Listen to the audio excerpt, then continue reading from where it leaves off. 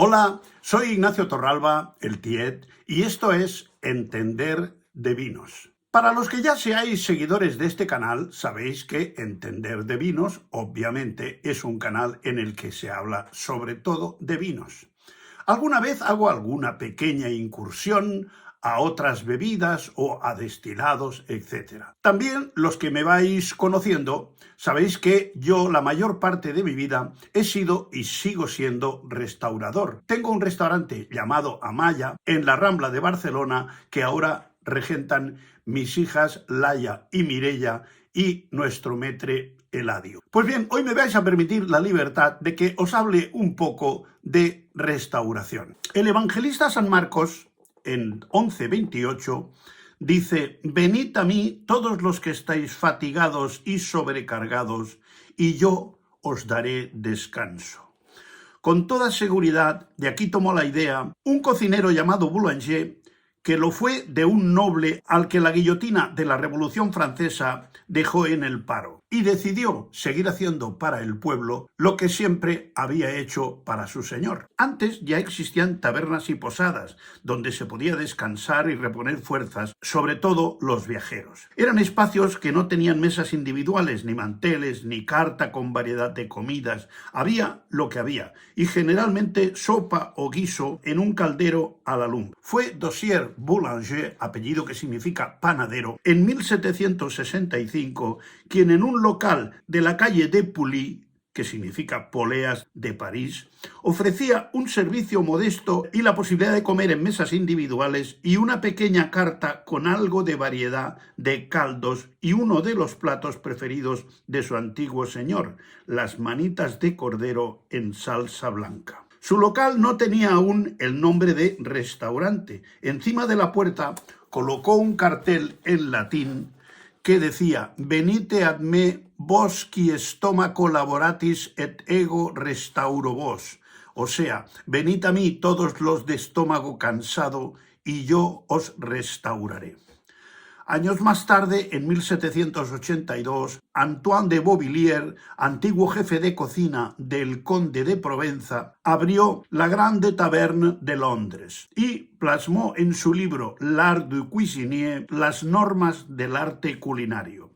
Luego, Jean-Antoine Brillat-Savarin, que frecuentaba dicho restaurante, fue el que estableciera los 4 requisitos clave para un restaurante, o sea, ambiente elegante, servicio amable, cocina esmerada y bodega selecta. Los pocos nobles que sobrevivieron a la Revolución Francesa fueron los primeros en frecuentarlos ante la imposibilidad de tener este tipo de empleados a su servicio. La etimología de la palabra restaurante, es un prefijo que significa volver, como recitar, volver a citar. El verbo stare, o sea, parar o estar en pie, y el sufijo nte, el que hace la acción, como gerente o dirigente.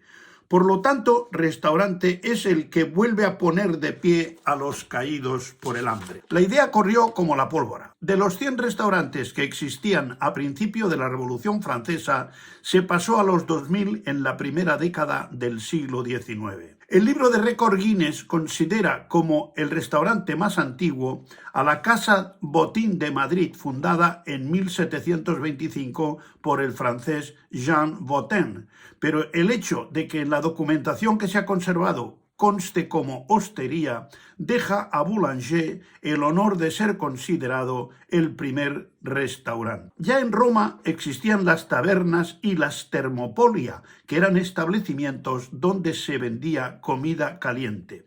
De hecho, en Pompeya y Herculano se han descubierto las tabernas de la época en las que se servía comida y bebida, pero en un mostrador y de pie, no sentado en mesa, lo que diferencia a los restaurantes.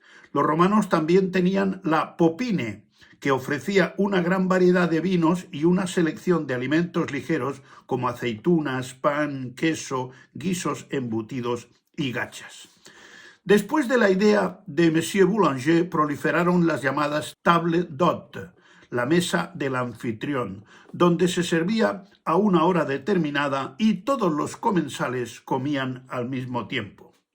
Posteriormente nacieron las posadas, que se instalaban junto a los caminos para atender a los que viajaban de una ciudad a otra, ofreciéndoles alojamiento, comida y bebida. La comida solía servirse en una mesa común para todos los huéspedes y no había carta ni menú, había lo que había. En los siglos XI y XII, en China, había tabernas y casas de té que atendían a los viajeros.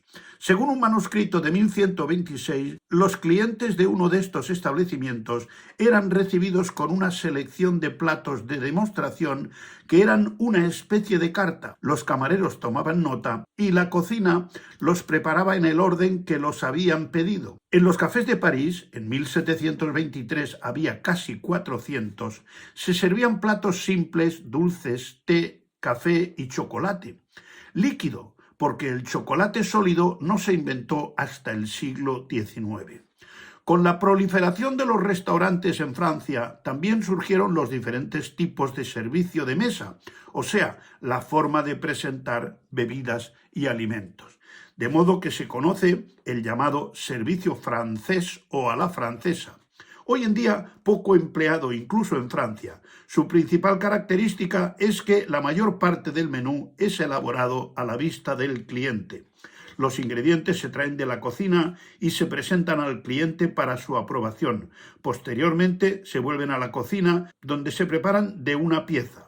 Una vez cocinados, el maître los presenta a los comensales, que eligen la parte y la cantidad que quieren comer, y el maître prepara la ración delante de los clientes y se la sirve en el plato, sirviendo siempre por la izquierda.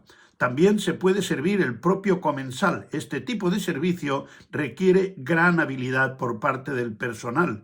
Por todo ello, el servicio a la francesa es muy caro y poco frecuente. Solo se practica en los restaurantes de alta gastronomía, embajadas y banquetes reales.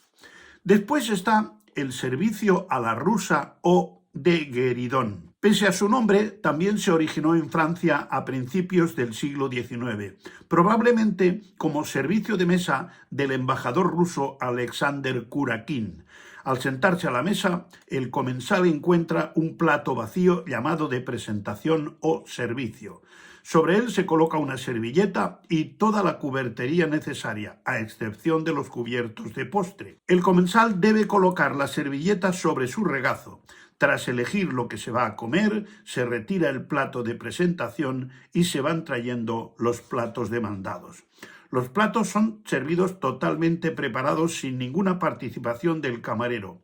Todo el protagonismo es del personal de cocina. Se trata de un servicio más dinámico y no requiere tanta pericia del personal de comedor. Es el más empleado actualmente. El guéridon es un carrito en el que se traen los platos y que hace las funciones de mesita auxiliar. Requiere mucho espacio entre las mesas y un piso sin desniveles ni escalones. Luego está el servicio a la inglesa. En esta modalidad de servicio, el cliente encuentra en la mesa el plato de presentación y la cubertería necesaria, pero a diferencia del servicio a la rusa, el camarero sirve los alimentos al cliente desde una fuente o bandeja en la que lleva 8 o 10 raciones. Es fundamental evitar manchar al cliente. Los alimentos y el vino se sirven por la izquierda y los platos se retiran por la derecha. Es el método más empleado en los banquetes, que suele requerir un camarero profesional por mesa. Es frecuente hacer una segunda pasada por si alguien quiere repetir del plato anterior. Luego está el servicio americano o a la americana. Se trata de una simplificación del servicio a la rusa. Todo se prepara en la cocina y es un servicio rápido y dinámico.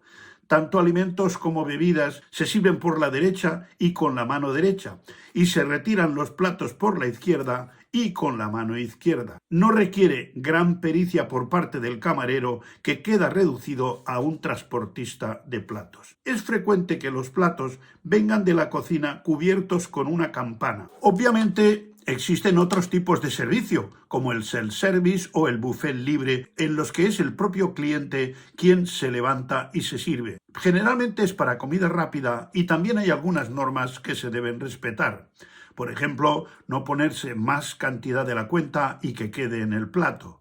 No probar nada antes de servirse y no probar nada del plato una vez servido hasta llevar a la mesa. También hay el buffet asistido, donde hay un profesional que te sirve la parte o cantidad que le requieres, porque saber la historia de los restaurantes y las diferentes formas de servicio que podemos encontrar en ellos también es entender de vinos. Hasta otra.